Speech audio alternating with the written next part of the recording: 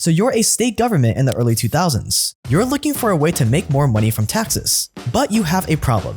You're already taxing the rich and the middle class a lot. If you make their taxes any higher, they're gonna vote you out of office. And raising taxes on poor people is obviously not an option, unless you want rioting in the streets. So we need a way to tax the poor without them noticing. We need a way to make poor people want to give us their money. A strategy that will entice them so much that they will enthusiastically give away their cash. Shut up and take my money! Once you start thinking about it, you quickly realize that it's actually quite a doable and realistic way to make money for the states. All you have to do is take advantage of poor people's weak points, the desire to get rich fast without any efforts, and their conscience. So you set up a little game called the lottery. You dangle a huge cash prize in front of people's faces, the kind of prize that would completely change someone's life, a sum that would make them an overnight multimillionaire, so citizens pay a tiny fee to get a ticket to be entered into a raffle of sorts. Everyone with a ticket technically has a chance to win the big prize. Did you say $130 million? Yeah! And people who don't buy tickets are basically missing out on the chance to win. 370 million, you can't be too cool for that. All right, Do it. There we go.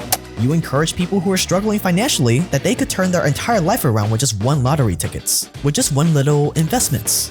Regular people feel like they've been given a real chance to win, but in reality, you're more likely to be killed by a vending machine than winning the lottery. Death by a vending machine. Then you double down. You make the game even more enticing by telling people that every cent they spend on tickets is all going to a good cause, educating the youth of tomorrow. You explain that every dollar spent on the lottery will be used to boost education funding. For example, in 2006, North Carolina established the North Carolina Education Lottery.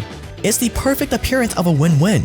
People are basically lining up around the block to give you their money, and they can feel good about it because they think it's all going to their children's education, when in reality, you're only giving about 30% of the lottery revenue to education.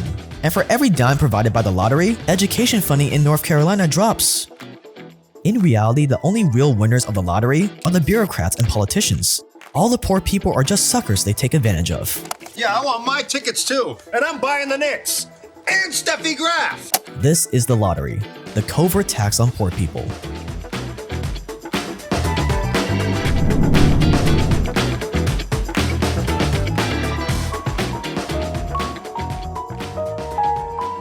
Lotteries are predatory. They play on our psychology to suck us dry of our hard-earned money. But what if lottery psychology could be used for good? What if lottery psychology could be used to incentivize you to save money and build wealth instead of keeping you poor? Well, that's where Yada comes in, a savings account that pays you interest and prizes, giving you a chance to win $10 million every single week. It's simple. The more money you save in your Yada account, the higher your odds of winning $10 million every single week. They've already awarded over $6.5 million to their more than 400,000 users. It's a fun and easy way to save and manage your money. And what's great is that there's actually a reasonable chance you can win. While government lotteries have a 1 in 300 million chance of winning, 40% of Yada users win a prize every single week on average. This includes 3 Tesla winners and 2 $38,000 cash winners. I've already won some money since I opened my account a few weeks ago. Over 400,000 people are already using it, and getting started is super easy. First, you go to withyada.com/JakeTran with the link below. Then you deposit as little as $25 into your account, and for every $25 you put in, you earn 1 ticket every week. So a $100 deposit equals 4 tickets. Every week, Yada draws 7 randomly generated numbers. Depending on how many numbers you match, you could win anywhere from 10 cents to $10 million, and you literally can't lose. Because users earn an average of 1.5% in their FDIC insured accounts, which is way higher than other savings accounts. And if you're feeling a little bit more daring, you can put your money into the crypto bucket, which earns a 4% average APY in the form of more tickets and more chances to win. The more time you waste not using Yada, the more money you're losing out on. So get started by clicking the link below. Play the no-lose lottery by pausing the video and clicking the link below. We're proud to have Yada sponsoring this video.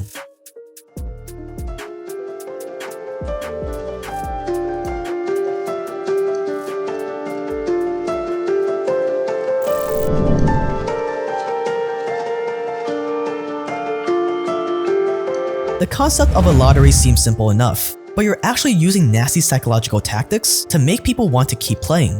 It's not as simple as just telling people they could win some money. No, it's much more deliberate and targeted than that. First, you want to make sure the public associates lotteries with the public good. Convincing people that their money is going to a good cause tends to soften their attitude. I mean, look at the stigma attached to gambling in casinos or at horse races regularly. You never see people looking down on the lottery like that. You use commercials to convince the public that it's basically their civic duty to play the lottery? To date, more than $530 million has been raised for education by the North Carolina Education Lottery. More than 140 building projects are underway. Classroom sizes have been reduced. The More at 4 program serving at-risk 4-year-olds has been supported, and more than 32,000 college scholarships have been granted to need-based students. We are proud supporters of education because when you give students a chance to succeed, their world is wide open. And that is a legitimate opportunity to get rich fast. New York's Powerball jackpot is over $100 million. Get the feeling. New York Lottery. Hey, you never know. Then you tinker with the prize size and opportunities to win, until you find the perfect recipe that makes everyone want to play. Luckily for you, most people want to play the lottery when the jackpot is the biggest. Conveniently, that's when their chances of winning are the lowest. Lottery sales actually decrease if the odds of winning are too high. I have a feeling that we may win the lottery! It seems counterintuitive, but psychologically it makes sense. When a person is told they could buy a $2 ticket and possibly win $200 million, they think, what the heck? It's hardly even a loss, and there's no chance they'll win if they don't even play. It might be my lucky day. Very, very slim to none, but you gotta have a chance. If you don't play, you can't win. That's guaranteed. Once you have them thinking that way, they're right where you want them. People will do everything in their psychological power to convince themselves that this time will be the time that they win the jackpots. All of this makes it easier to keep taking advantage of them. In many states, all the lottery revenue comes from only a small percentage of the population. But who are they?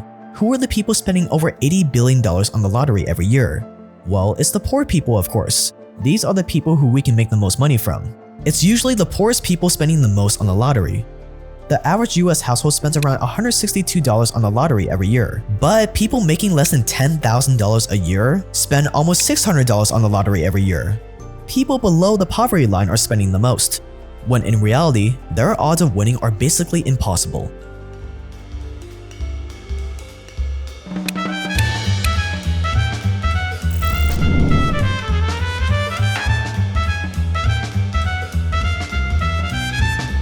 Let's put it into perspective. The odds of winning the lottery jackpot are around 1 in 300 million.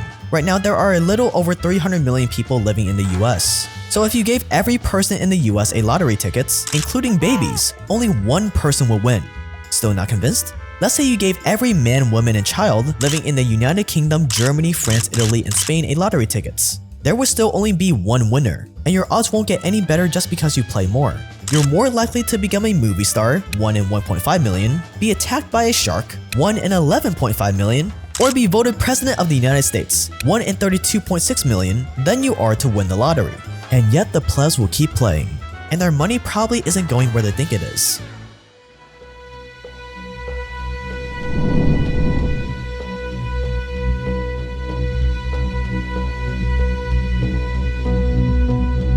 The lottery has been around for centuries, and it's always been used to fund matters of the states. Lotteries have funded 300 schools, including Harvard, Yale, and Columbia. Ben Franklin used lottery revenue to buy cannons. Lotteries were even used by the Chinese Han Dynasty to fund big projects like the Great Wall of China. Today, the biggest cost that lotteries contribute to, or at least claim to contribute to, is education. But it's not much. The majority of lottery money goes to taxes and prizes for lottery winners. Some money is kept for advertising and paying for people's salaries, then a state takes a portion of the money. And finally, whatever is left goes to a good cause like education. Here's how it breaks down right now. 72% goes to prize payouts, administration, and retailer prizes. 27%, as you can see here, goes to education.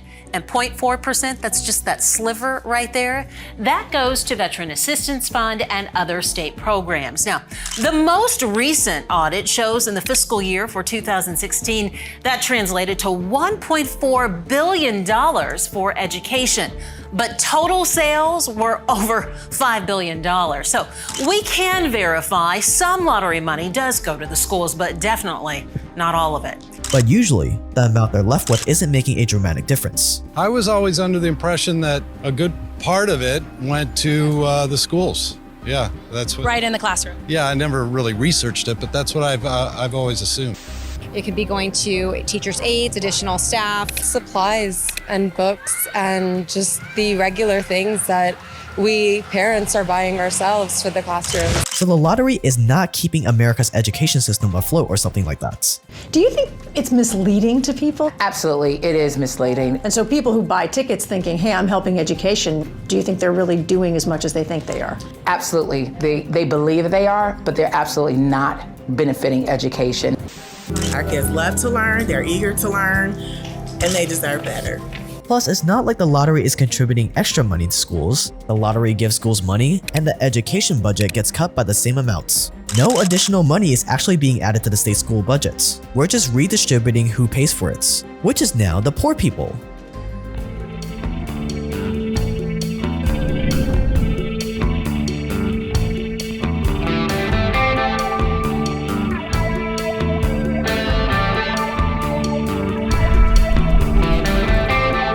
Today, lottery sales are higher than ever, so it's important to understand what the reality is.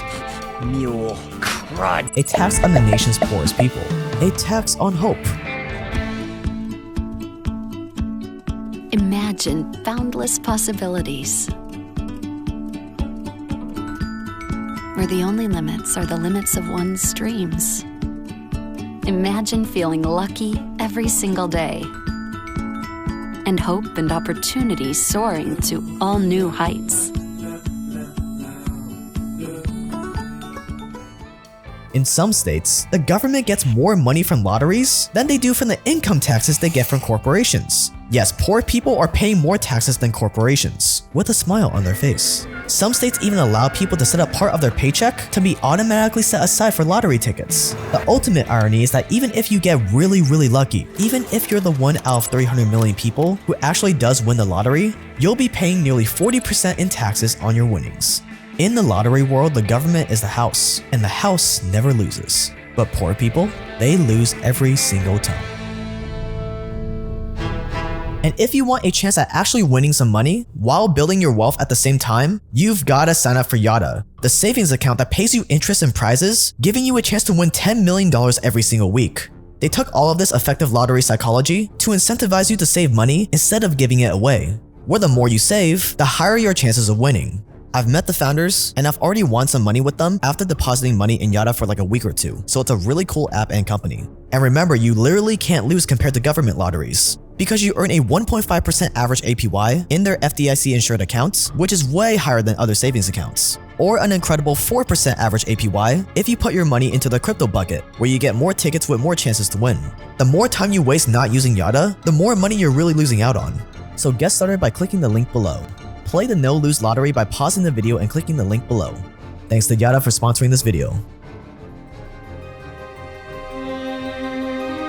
So I grew up pretty poor, and when I was a kid, my parents would play the lottery every now and then. And I remember one time where my parents won probably like $100 or maybe like $1,000, I can't remember. But we were like so happy and jumping all around and celebrating. So this video definitely hit close to home. So do you guys play the lottery? Do your parents play the lottery? Did you play it before? Let me know in the comments below. And if you are new here, my name is Jake, and this is one of the biggest channels for documentaries on money, power, and crime. So if you enjoyed this video, we make multiple ones of these every single week for free. So click that subscribe button below. And if you want more controversial ones that are even longer that I can't post publicly because they're too controversial, click that join button below. There's a refund policy, so if you join and you don't think it's worth it, I will refund you the money myself. Just email me about it. And that's gonna wrap it up. Thank you so much for watching. Stay dangerous out there, and I will see you guys in the next one.